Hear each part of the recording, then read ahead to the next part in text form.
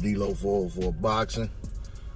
All right, y'all. So Errol, Spence Jr., Terence Crawford fight still not being announced.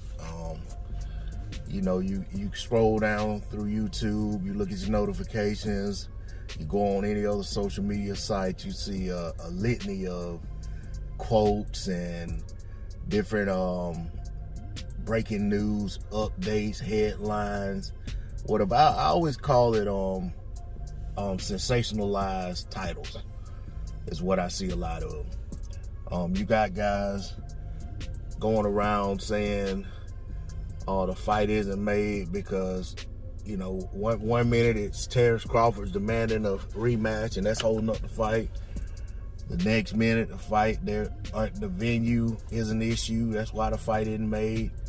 Next minute the fight's made. It's going to be announced on this day. The next minute Terence Crawford is asking for $25 million and that's the hold up. The next thing is Terence Crawford wants a 60-40 split in his favor. That's the hold up. Next thing is because Errol Spence Jr. is holding firm on 75-25 or 70-30 or whatever it is. And it just goes on and on. It's a never-ending story.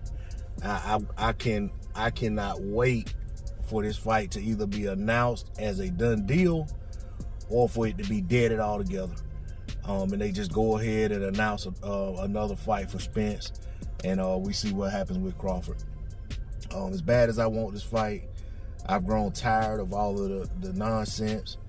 You know, I get on live streams and, you know, guys talking about boxing, and next thing you know, the conversation turns to bashing one fighter or the other, a whole bunch of lies, a whole bunch of BS about secret hidden sources and all this nonsense, and it's just done got ridiculous. I mean, it's beyond ridiculous. It's been ridiculous.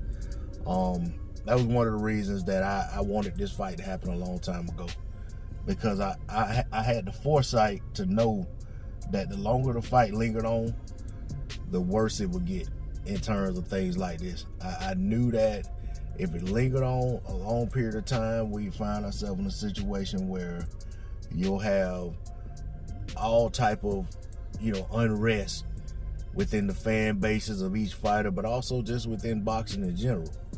Now, if you ask me my opinion on where I think things stand, I think the fight is all but done. You know, I think there may be some ironing out of this, that, and the other, not who's getting what in terms of purse split or anything like that. But there's a lot that goes into a fight. There's a lot that goes into a big fight.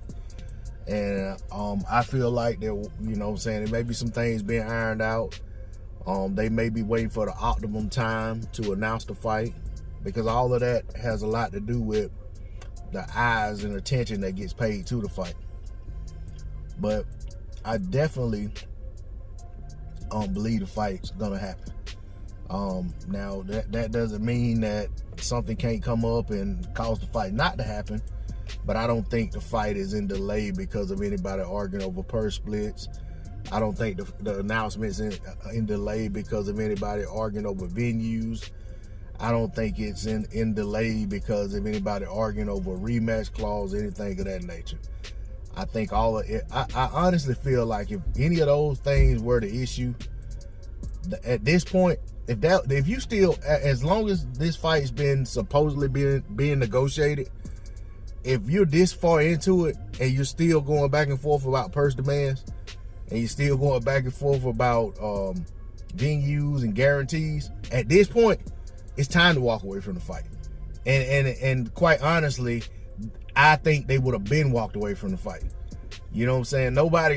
I mean, you can't argue a point, the same point, for so long in business and in negotiations, and you just have to say, okay, we're just not going to agree on this. This is a deal breaker. All right, let's move on.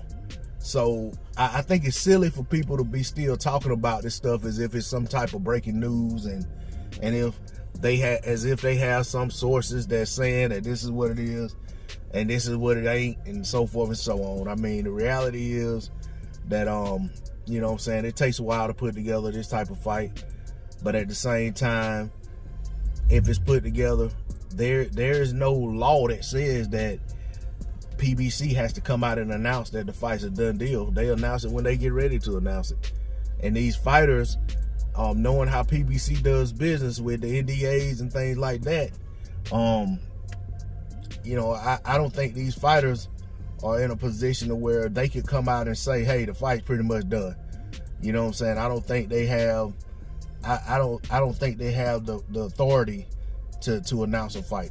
And not at this point. They may be given the go ahead once PBC's ready. Okay, you can go ahead and announce that the fight's done. But right now, I think everything's still being tied together in terms of partners and who all's gonna be involved in the fight. Probably even things like sponsorships and things like that. And if you start to leak out different situations and scenarios, it hurts the business. So I don't think that we're gonna get an announcement. I don't think we're gonna get an announcement, official announcement. I'd say before maybe the middle of the month, because they're talking about this fight being October, November time frame is what everybody's saying.